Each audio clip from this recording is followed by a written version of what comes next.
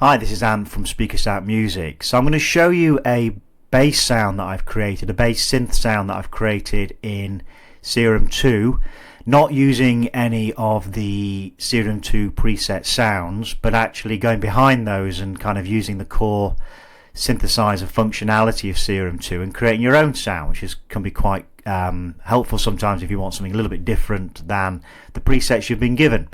I'm going to give you a quick blast of what it sounds like. I've got the Serum 2 window up, as you can see, so let me give you a quick blast of the sound.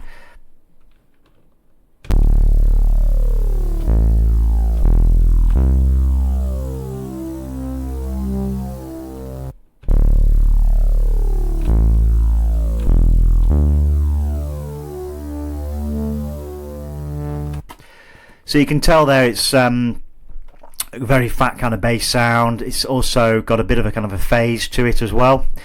I'm going to talk you through it. So we've got the oscillator A armed, and that is set at a saw wave, and the unison is set to 8 on that. We've got -3 octaves set in the octave parameter. We've got the detune set to 0.1, and we've got the blend set to 54. The random phase is set to 11, and the A phase is set to 180. Okay, you can see up there. That's it for the oscillator A. Oscillator B and C are not armed, so there's nothing going on in those. Then into the noise section, we've got it set as AC hum 1, which I think is the default setting, and we've got the level set at 20%, so nothing else applied there.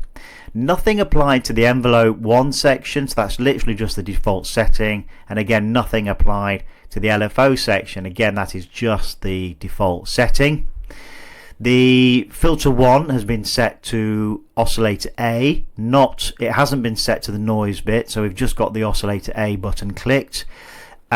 We've got the cutoff set to 425 Hertz, and we've got the resonance set at 10%.